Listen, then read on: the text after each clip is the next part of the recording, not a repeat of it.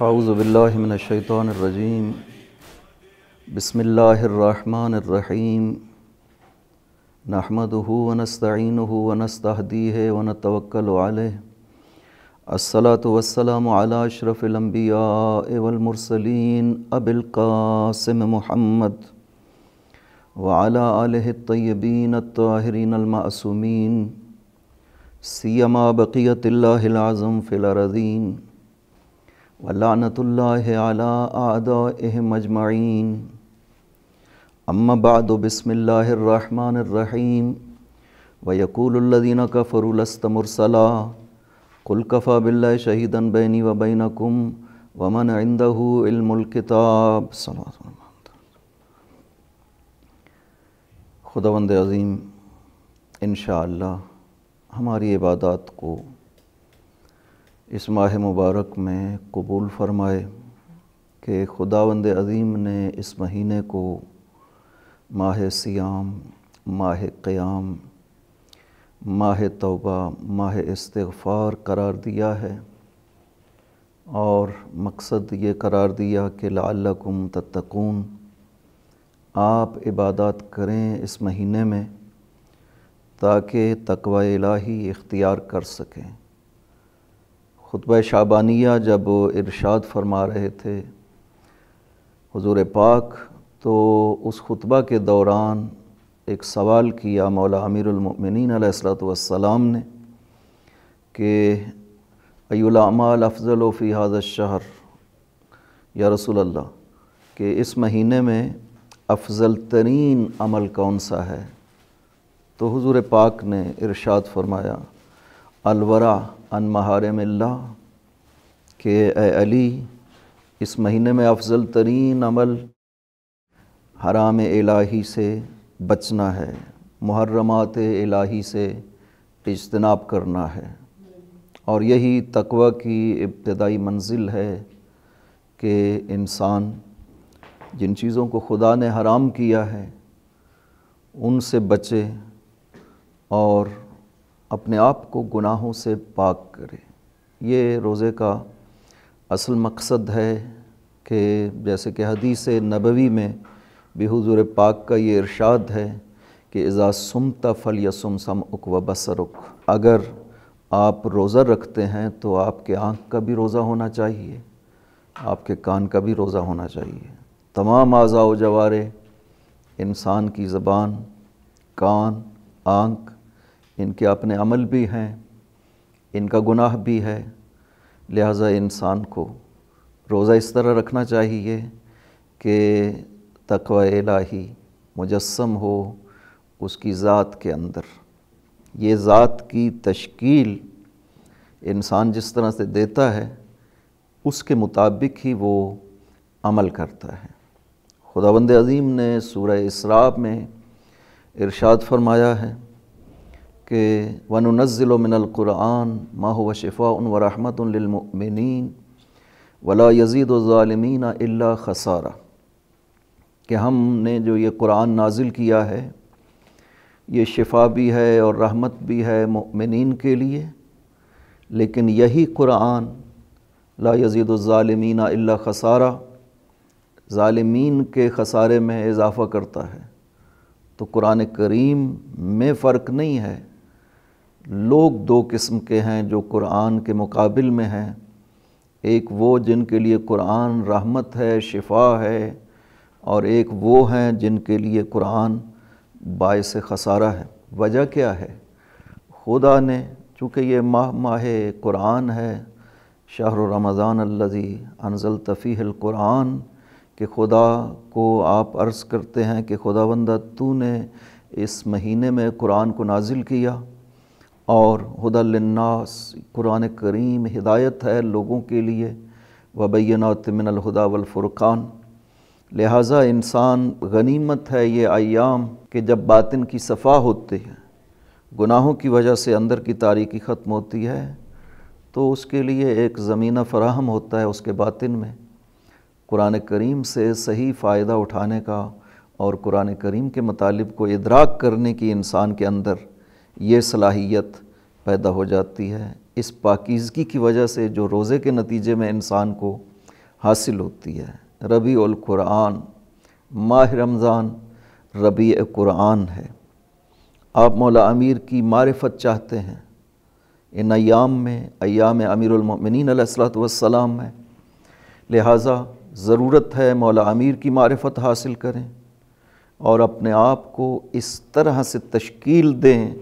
کہ ہم علی کے شیعہ کہلا سکیں، جیسے معصوم اپنے شیعہ کو دیکھنا چاہتے ہیں ویسے بن سکیں۔ ماہ رمضان میں انسان کو یہ موقع ملتا ہے کہ اپنے کردار کو پاک کر کے قرآن کریم کے ساتھ اپنا انس پیدا کرے اور قرآن سے استفادہ کرے، مطالب قرآن میں غور و فکر کرے، تبھی قرآن کو سمجھا جا سکتا ہے۔ جتنا انسان قرآن کے ساتھ اپنا انس زیادہ کرے گا، قرآن کی تلاوت کریں، قرآن کے ترجمہ کو سمجھنے کی کوشش کریں، قرآن میں غور و فکر کریں، تبھی قرآن آپ کے لیے کتاب ہدایت بن سکے گی۔ لہٰذا تو خدا کیوں فرما رہا ہے کہ بعض انسان ہیں جن کے لیے قرآن شفا و رحمت ہے، اور بعض انسان ہیں جن کے لیے قرآن خسارے کا باعث ہے۔ قرآن میں فرق نہیں ہے، قرآن کی تعلیمات سب کے لیے تبیان لکل شیء، ہر چیز کا بیان ہے اور سب کے لیے ہدایت ہے قرآن کریم، لیکن انسان فرق کرتے ہیں، وہ بھی اس وجہ سے کہ اسی آیت کے بعد میں خدا ارشاد فرماتا ہے کہ وَإِذَا أَنْعَمْنَا عَلَى الْإِنسَانِ أَعْرَضَ وَنَأَىٰ بِجَانِبِهِ وَإِذَا مَسَّهُ الشَّرُّ كَانَ يَئُوسًا قُلْ كُلٌّ يَعْمَلُ عَلَىٰ شَاكِلَتِهِ فَرَبُّكُمْ أَعْلَمُ بِمَنْ هُوَ أَهْدَىٰ سَبِيلًا، کہ ہم جب انسان پہ انعام کرتے ہیں تو وہ اس ہماری نعمت کے مقابل میں أَعْرَضَ رخ پھیر لیتا ہے، وَنَأَىٰ بِجَانِبِهِ دور چلا جاتا ہے، اور کہہ دو پیغمبر کہ کُلٌّ يَعْمَلُ عَلَىٰ شَاكِلَتِهِ، ہر ایک عمل کرتا ہے اپنی اس تشکیل کی بنا پر جس پہ باطن کی اس نے تربیت کی ہے، جس طرح اس نے اپنے باطن کو تشکیل دیا ہے اس کا عمل بھی اس کے مطابق ہوگا۔ لوگ خداوند عظیم نعمت دیتا ہے یا خداوند عظیم مصیبت میں مبتلا کرتا ہے، دونوں از طرف خدا ہیں۔ آزمائش ہے انسانوں کی، بعض انسان ہیں جو نعمت کے مقابل میں کفر کرتے ہیں، بعض ہیں جو نعمت کے مقابل میں شکر کرتے ہیں۔ اسی طرح مصیبت میں بھی بعض لوگ ہیں جو خدا کا شکر ادا کرتے ہیں، جزا و فضا نہیں کرتے ہیں، اور بعض ہیں جو مصیبت کے مقابل میں ناشکری کرتے ہیں، خداوند عظیم کا کفر کرتے ہیں۔ تو دونوں طرح کی مثالیں خدا نے قرآن کریم میں ارشاد فرمائیاں۔ سورہ اعراف میں 16، 17، 18 یہ جو آیتیں ہیں، اس میں مثال دی ہے خدا نے حضرت آدم کی اور ابلیس کی۔ پہلے ذکر کیا خدا نے ابلیس کا کہ ہم نے جب آدم میں روح پھونکی تو ہم نے ملائکہ سے کہا کہ سجدہ کرو، تو آدم نے سجدہ نہیں، جناب آدم کا سجدہ ملائکہ نے کیا اور ابلیس نے انکار کر دیا، لم یکن من الساجدین، وہ ایسا تھا ہی نہیں کہ سجدہ کرتا، یعنی اس کے دل میں جو حسد اور تکبر پایا جاتا تھا اس کی وجہ سے اس نے نہ صرف سجدہ سے انکار کر دیا بلکہ خدا کہتا ہے لم یکن من الساجدین، وہ ایسا تھا ہی نہیں کہ وہ سجدہ کرتا۔ ایک آزمائش آئی، ابلیس کو بھی آئی، لیکن وہ اس آزمائش میں خداوند عظیم سے دور ہو جاتا ہے، خدا کا انکار کرتا ہے، نہ صرف انکار کرتا ہے بلکہ گستاخی کرتا ہے ذات خدا کے مقابل میں۔ یہی آزمائش، اسی طرح کی آزمائش خداوند عظیم نے حضرت آدم کو بھی پیش کی، کہ چونکہ بعد والی آیتوں میں حضرت آدم کا تذکرہ کرتا ہے، اسکن انت وزوجک الجنہ فکلا منہما ما شئتما، یہاں سے جاؤ منہا ما شئتم، جنت میں رہو تم میاں بیوی اور اس سے کھاؤ۔ اور حضرت آدم کو جب یہ آزمائش پیش آ گئی کہ ولا تقربا هذه الشجرة فتكونا من الظالمین، اس درخت کے قریب نہ جانا، فوسوس لهما الشیطان، شیطان نے وسوسہ کیا اور حضرت آدم اور حضرت حوا مبتلا ہوئے اس آزمائش میں۔ لیکن یہاں پہ جب اس آزمائش میں مبتلا ہو جاتے ہیں تو جو ان کا رد عمل اور عکس العمل ہے وہ یہ ہے کہ ربنا ظلمنا انفسنا وان لم تغفر لنا لَنَكُونَنَّ مِنَ الْخَاسِرِينَ، اس طرح سے بارگاہ خدا میں رجوع کرتے ہیں کہ خدا بندہ ہم سے ظلم ہوا، ہم سے زیادتی ہوئی، تو معاف کرنے والا ہے، اگر تو معاف کر دے گا، تو معاف نہیں کرے گا تو ہم خاسرین میں سے ہوں گے۔ تو اس طرح سے انسان، یہ دو مثالیں خدا نے اس طرح سے دیں کہ خدا کے مقابل میں شیطان کی مانند مت بن جاؤ کہ گناہ کیا اس کے بعد پشیمانی ہونی چاہیے، نہ کہ سرکشی ہونی چاہیے کہ کلا ان الانسان لیطغی ان رآہ استغنی، کہ انسان طغیان پہ اتر آئے، خدا کے مقابل میں نہیں، رجوع کرنا چاہیے۔ نعمت دیں، شکر ادا کریں اس کی نعمت کے اوپر، یہ اعتراف کرتے ہوئے کہ خدا بندہ ہم تیرا شکر ادا نہیں کر سکتے ہیں، ہم تیرا حق عبادت ادا نہیں کر سکتے ہیں، تیری نعمتیں اتنی زیادہ ہیں کہ کسی ایک نعمت پہ بھی شکر ادا نہیں کیا جا سکتا ہے تیری ذات کا، اور تیرا فضل و کرم ہے اگر شامل حال ہو جائے۔ تو قرآن کریم اس طرح کی حقیقت ہے کہ قرآن کے مقابل میں انسان دو قسم کے ہیں، ایک وہ ہیں جو قرآن سے فائدہ اٹھاتے ہیں، قرآن ان کی معنوی و باطنی بیماریوں کے لیے شفا بن جاتا ہے، رحمت خدا بنتا ہے، اور ایک وہ ہیں کہ جن کے لیے قرآن ہی خسارے کا باعث بنتا ہے۔ لہٰذا یہ ماہ رمضان اس طرح ہے، اس قابل ہے، انسان کو بنا دیتا کہ انسان قرآن کریم سے استفادہ کر سکے۔ لہٰذا کہا گیا ہے کہ قرآن کی تلاوت کرو، کثرت سے ماہ رمضان میں قرآن کی تلاوت کرو۔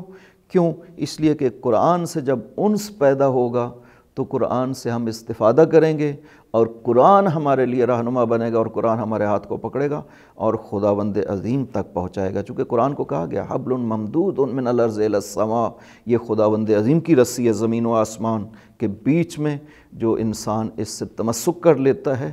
خدا تک پہنچاتا ہے۔ لیکن قرآن کریم تنہا نہیں سمجھا جا سکتا ہے، قرآن کریم کے حوالے سے یہ کہنا ممکن نہیں ہے کہ حسبنا کتاب اللہ، کہ ہمارے لیے قرآن کافی ہے۔ اگر قرآن کافی ہو تو قرآن کو نماز کی تفصیل بیان کرنی چاہیے، حج کی تفصیل بیان کرنی چاہیے، زکوٰۃ کی تفصیل بیان کرنی چاہیے، جبکہ یہ سب تفصیلات تو ہمیں قرآن نے بیان نہیں کی ہیں۔ قرآن نے اصل حکم بیان کیا کہ نماز واجب ہے، روزہ واجب ہے، حج واجب ہے، حق خدا ہے آپ کے اوپر، لیکن تفصیلات بیان نہیں کی ہیں۔ آخر کس بھروسے کے اوپر خداوند عظیم قرآن کریم میں ان تفصیلات کو بیان نہیں کر رہا؟ اس واسطے کہ خدا نے قرآن تنہا نازل نہیں کیا ہے انسان کی ہدایت کے لیے، اس کے ساتھ وہ ہستیاں موجود ہیں جو قرآن کا فہم عطا کرتی ہیں، جو قرآن کی تفسیر عطا کرتی ہیں۔ خدا پیغمبر کو ارشاد فرماتا ہے وَأَنزَلْنَا إِلَيْكَ الذِّكْرَ لِتُبَيِّنَ لِلنَّاسِ مَا نُزِّلَ إِلَيْهِمْ، ہم نے یہ ذکر آپ کے اوپر نازل کیا، یہ قرآن کریم ہم نے پیغمبر آپ پہ نازل کیا تاکہ آپ لوگوں کو بیان کریں کہ ما نزل الیہم، ان کی طرف کیا نازل کیا گیا، یہ پیغمبر بیان کریں گے۔ اور پیغمبر جب دنیا سے چلے جاتے ہیں تو رسالت تو باقی ہے، جب رسالت پیغمبر باقی ہے تو کوئی ہستی ایسی ہونی چاہیے جو قرآن کو اسی طرح بیان کر سکے جس طرح سے قرآن کریم کہہ رہا ہے۔ لہٰذا ارشاد فرمایا، خدا کہتا ہے ثم اورثنا الکتاب الذین اصطفینا من عبادنا، کہ یہ سورہ فاطر میں 32 نمبر آیت میں، کہ ہم نے اس کتاب کے وارث اپنے ان بندوں کو قرار دیا ہے جن کا اصطفیٰ ہم نے خود کیا ہے، کہ اس لیے یہ وراثت خدا، اور وہ بھی ہر شخص کو نہیں کہ جو بھی عالم قرآن بن جاتا ہے، قرآن فہمی عربی کی وجہ سے حاصل کر لیتا ہے، وہ وارث قرآن ہے، نہیں، وہ وارث قرآن نہیں ہو سکتا ہے۔ امام جعفر صادق علیہ السلام نے قتادہ سے یہ ارشاد فرمایا تھا کہ اس نے جب کہا کہ میں قرآن کی تفسیر کہتا ہوں، میں قرآن کو جانتا ہوں، ناسخ و منسوخ کو جانتا ہوں، تو حضرت نے ارشاد فرمایا تم کیسے قرآن کو جان سکتے ہو؟ وما ورثت شیئا حرفا من کتاب اللہ، کہ خدا نے تجھے ایک حرف کتاب کا بھی وارث قرار نہیں دیا، تم کیسے کہہ سکتے ہو؟ لہٰذا دعوی وراثت قرآن وہ کر سکتے ہیں جن کا استفاع خداوند عظیم نے کیا ہو، اور یہ ضرورت ہے کہ ایسی ہستیاں ہونی چاہیے جو قرآن کو اس طرح سے بیان کر سکیں جیسے خداوند عظیم چاہتا ہے۔ اور یہ دعویٰ پاک پیغمبر کے بعد اہل بیت پیغمبر نے کیا ہے کہ آؤ ہم سے قرآن کے بارے میں پوچھو، ہم تمہیں قرآن کو بیان کریں گے، ہر آیت کے بارے میں ہم سے سوال کرو، ہم اس آیت کو بیان کریں گے۔ مولا امیر نے بھی ارشاد فرمایا اور ائمہ طاہرین سے بھی یہ روایات موجود ہیں کہ قرآن کو ہم بیان کرتے ہیں۔ مولا امیر نے تو ممبر پہ بیٹھ کر یہ ارشاد فرمایا سلونی سلونی قبل ان تفقدونی، کہ آؤ مجھ سے سوال کرو، فلا انا بطرق السماء اعلم منی بطرق الارض، کہ میں سارے راستے زمین و آسمان کے جانتا ہوں۔ اور اس کے بعد اگلے جملے میں ارشاد فرمایا کہ فاسألونی عن کتاب اللہ، آؤ مجھ سے کتاب خدا کے بارے میں سوال کرو، ما من آیت نزلت الا وانا اعلم بہا، کوئی آیت قرآن نازل نہیں ہوئی ہے مگر یہ کہ میں علی اس کو سب سے زیادہ جانتا ہوں، من مکیہا و مدنیہا و ناسخہا و منسوخہا، کہ مکہ میں نازل ہوئی یا مدینہ میں نازل ہوئی، ناسخ ہے یا منسوخ ہے، تنزیل ہے، تعویل ہے۔ علی کہتے ہیں میں قرآن کی ہر آیت کو جانتا ہوں، اس واسطے کہ قرآن کا وارث قرار دیا گیا امیر المؤمنین کو، قرآن کا وارث قرار دیا گیا اولاد امیر المؤمنین میں سے ائمہ کو، لہٰذا ہمیں قرآن تنہا سمجھنا یہ دعویٰ نہ ممکن ہے اور نہ ہی کیا جا سکتا ہے۔ جس نے بھی کیا وہ بارکیف اس کو ثابت نہیں کر سکا اور پورا نہیں اترا۔ جب تک اہل بیت پیغمبر ساتھ نہ ہو تب تک قرآن سمجھا نہیں جا سکتا، اور جب تک قرآن نہ ہو تب تک اہل بیت پیغمبر کا ساتھ دیا نہیں جا سکتا۔ تو خدا پاک پیغمبر نے اس لیے ارشاد فرمایا تھا انی تارک فیکم الثقلین کتاب اللہ و عطرت اہل بیتی، کہ میں دو چیزیں چھوڑ رہا ہوں، یہ دو چیزیں ساتھ رہنے والی ہیں، یہ کبھی جدا نہیں ہونے والی ہیں، یہاں تک کہ یرد علی الحوض، یہ حوض کوثر پہ مجھ تک پہنچیں گی۔ قرآن اور اہل بیت دونوں کے ساتھ تمسک ضروری ہے، نہ قرآن کو بغیر اہل بیت کے سمجھا جا سکتا ہے اور نہ ہی اہل بیت کو بغیر قرآن کے پایا جا سکتا ہے۔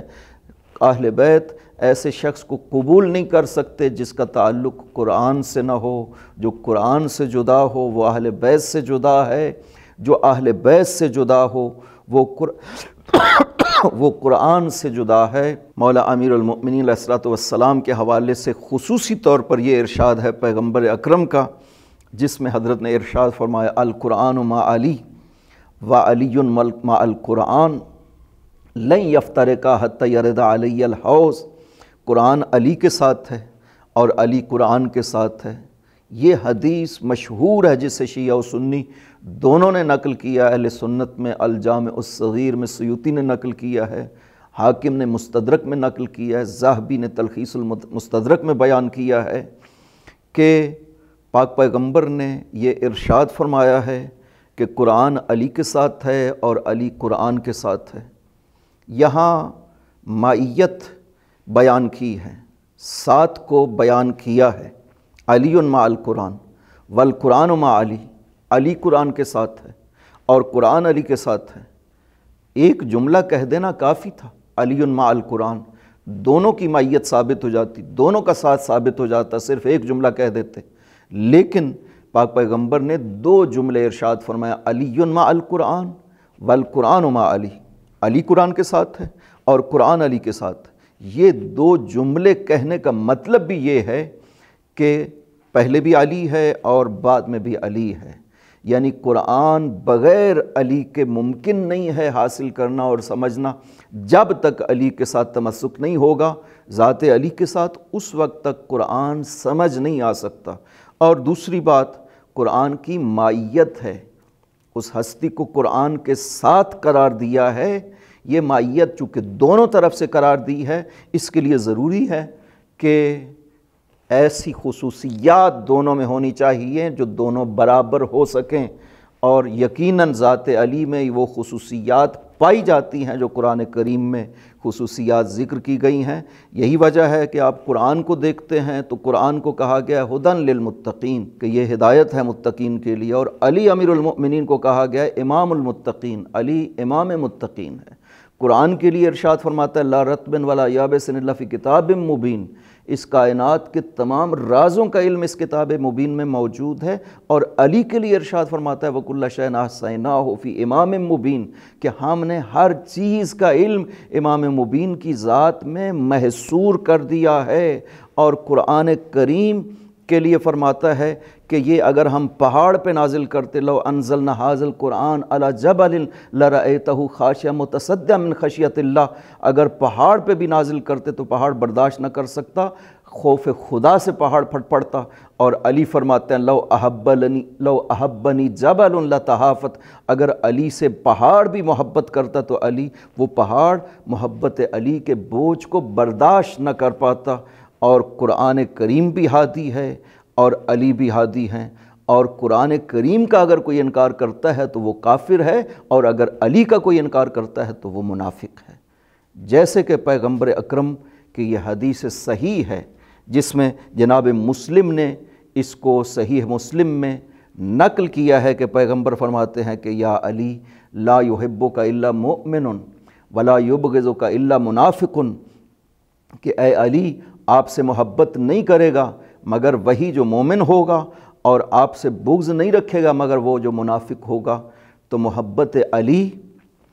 علامت ہے ایمان کی۔ اگر کسی شخص کے دل میں علی کی محبت پائی جاتی ہے تو اس کا مطلب ہے اس کے دل میں ایمان موجود ہے، اور اگر کسی شخص کے دل میں بغض علی پایا جاتا ہے تو اس کا مطلب ہے کہ اس کے دل میں ایمان نہیں ہے۔ بریدہ اسلمی نے آ کر جب مولا علی کے حوالے سے شکایت لگائی پیغمبر اکرم کو، تو پیغمبر نے غصے کی حالت میں ارشاد فرمایا ما بال اقوام ینتقصون من علی، کہ کیا وجہ ہے کہ لوگ علی کا نقص کرتے ہیں، علی پہ باتیں بناتے ہیں۔ اور پھر بریدہ سے ایک سوال کیا تھا اتبغض علیًا، اے بریدہ کیا تو علی سے بغض رکھتا ہے؟ تو بریدہ نے کہا کہ نعم یا رسول اللہ، ہاں ہے میرے دل میں علی کے حوالے سے بغض۔ وہ خود بیان کرتا ہے، پہلے اس طرح سے تھے جناب بریدہ اسلمی، اس طرح سے تھے، وہ کہتے ہیں کہ میں خالد ابن ولید سے محبت بھی اسی وجہ سے کرتا تھا کہ وہ علی سے بغض رکھتا ہے۔ اس طرح سے بریدہ کے دل میں بغض علی پایا جاتا تھا۔ جب یہ پیغمبر نے پوچھا نا کہ بریدہ تمہارے دل میں بغض علی پایا جاتا ہے، اور اس نے اقرار کیا، تو پیغمبر ارشاد فرماتا ہے بریدہ لا تبغض علی انہ منی وانا منہ انہ ولیکم بعدی، بریدہ علی سے بغض نہ کرنا اس لیے کہ علی مجھ سے ہے اور میں علی سے ہوں، اور علی میرے بعد تمہارا ولی ہے۔ اور جب یہ بریدہ نے سنا تو اس کے بعد پیغمبر اکرم سے ارشاد فرمایا کہ یا رسول اللہ میں نئے سرے سے آپ کی بیعت کرنا چاہتا ہوں، اس لیے کہ بریدہ کو یقین ہو گیا تھا کہ اب تک میں ایمان پہ نہیں تھا چونکہ میرے دل میں بغض علی پایا جاتا تھا، اب دوبارہ بیعت کی رسول خدا کی اس وجہ سے کہ اب میرے دل میں آپ کے فرمان کے بعد محبت علی پائی جاتی ہے۔ اور یہی وجہ ہے کہ بریدہ اس کے بعد خاص سے اصحاب امیر المؤمنین میں سے قرار پائے۔ یہ ہستی وہ ہے کہ جس کو نہ پہچانا گیا اور نہ ہی کوئی پہچان سکا۔ آپ کو آپ کی اولاد پہچانتی ہے یا رسول خدا پہچانتے ہیں، یا آپ کی زوجہ پہچانتی ہے یا وہ خدا پہچانتا ہے جس نے آپ کو خلق کیا ہے۔ معرفت علی، مقام علی کو سمجھنا ہمارے لیے ممکن نہیں ہے۔ اہل بیت اس طرح سے، سیدہ سلام اللہ علیہ اس طرح سے ہے، پاک پیغمبر اس طرح سے ہیں، ائمہ طاہرین اس طرح سے ہیں کہ ہم ان کے مقامات کو سمجھ نہیں سکتے ہیں۔ ہاں وہ جس حد تک انہوں نے خود ارشاد فرمایا ہے، اپنی معرفت عطا کی ہے، اس حد تک سمجھا جا سکتا ہے، اور وہ ایسے جملے ہیں کہ انسان تصور نہیں کر سکتا ہے۔ یہی وجہ ہے کہ حکم دیا گیا ہے زیارت جامع کبیرہ، معصومین کی زیارت۔ یہ وہ زیارت ہے جو خود معصوم نے 10ویں امام نے ارشاد فرمائی ہے، انسان کو جب زیارت کرنی ہے معصوم کے حضور تو اس زیارت کے ذریعہ سے معصوم کے حضور میں عرض ادب کرنا چاہیے۔ تو اس میں کہا گیا ہے کہ پہلے 100 مرتبہ اللہ اکبر پڑھو، زیارت جامع کبیرہ پڑھنے سے پہلے 100 مرتبہ اللہ اکبر پڑھو۔ کس لیے؟ کیونکہ اس میں جو مقامات ائمہ طاہرین اور اہل بیت پیغمبر ذکر کیے گئے ہیں اس سے ممکن ہے انسان شرک کا شکار ہو جائے، ممکن ہے انسان غلو کا شکار ہو جائے۔ لہٰذا جو بھی مقام معصومین ذکر کیے گئے ہیں عظمت خدا کو مد نظر رکھنا چاہیے کہ خداوند عظیم وہ بزرگ و برتر ہے کہ جس کے بندے اس طرح سے ہیں۔ مولا علی کی پہچان ہمارے لیے ممکن نہیں، لیکن ایک جملہ ہے کہ جو خود علی نے ارشاد فرمایا، ما زلت مظلوما، کہ ان کمالات کے ساتھ علی کہتے ہیں کہ میں ہمیشہ مظلوم رہا۔ کیسی مظلومیت؟ ذات علی کے لحاظ سے بھی اور اولاد علی کے لحاظ سے بھی، زوجہ علی کے لحاظ سے بھی۔ ذات علی فرماتے ہیں کہ ہمیشہ سے مظلوم رہا، جو مقامات خدا نے قرار دیے ان کا انکار کیا گیا۔ زوجہ وہ دختر رسول، وہ عظیم ہستی ہے جس پہ اس طرح سے مصائب طاری ہوئے کہ آخری جب ایام تھے نا بی بی کے، تو مولا علی کی یہ حالت تھی کہ جب پریشانی کی حالت میں گھر آتے تھے تو بی بی نے ایک سوال کیا کہ علی کیا وجہ ہے، آپ بہت پریشان رہتے ہیں، کیا لوگ آپ پہ سلام نہیں کرتے؟ تو آپ نے ارشاد فرمایا کہ یہ کم تر بات تھی زہرا، اب تو حال یہ ہے کہ میں سلام کرتا ہوں اور لوگ سلام کا جواب بھی نہیں دیتے ہیں۔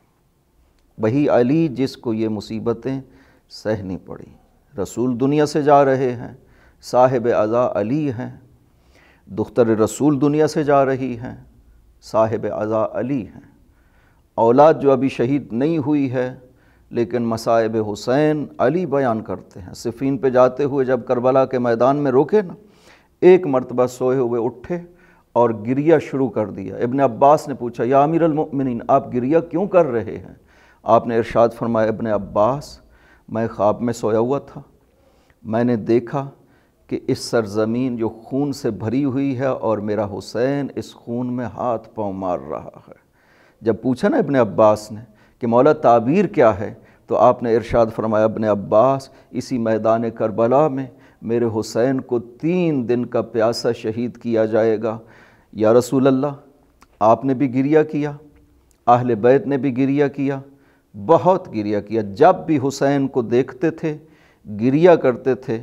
اور یہ کہا کرتے تھے کہ اے حسین تو اس طرح سے مارا جائے گا جس طرح سے کوئی شہید نہیں ہوا ہے، 3 دن کا بھوکا پیاسا کربلا میں شہید کیا جائے گا۔ اور اس سے بڑی مظلومیت یہ ہے کہ مظلوم ذبح ہو رہا تھا اور بہن 70 قدم پہ واسطے دے رہی تھی، لوگوں کوئی ہے میرے حسین کو بچانے والا؟ جب کسی نے جواب نہ دیا، ابن سعد کو کہا کہ او ابن سعد تو دیکھ رہا ہے میرا حسین ذبح کیا جا رہا ہے۔ وہ جتنا بھی سنگ دل تھا اس نے رخ کو پھیر لیا۔ ایک مرتبہ بی بی نے مدینہ کی طرف رخ کر لیا۔ عرب میں دستور تھا جب کوئی عورت بے بس ہو جاتی تو اپنا ہاتھوں کو سر پہ رکھ لیتی تھی۔ جب بی بی نے دیکھا نا کہ حسین کو بچا نہیں پا رہی ہے، اپنے دونوں ہاتھوں کو سر پہ رکھا، مدینہ کی طرف رخ کر کے اپنے نانا کو آواز دی، نانا صلی علیک ملک السما ھذا حسین، نانا آپ پہ فرشتے درود بھیجتے ہیں، میرا حسین ذبح کیا جا رہا ہے۔ وَسَيَعْلَمُ الَّذِينَ ظَلَمُوا أَيَّ مُنْقَلَبٍ يَنْقَلِبُونَ رَبَّنَا تَقَبَّلْ مِنَّا إِنَّكَ أَنْتَ السَّمِيعُ الْعَلِيمُ بِفَضْلِكَ وَرَحْمَتِكَ يَا أَرْحَمَ الرَّاحِمِينَ۔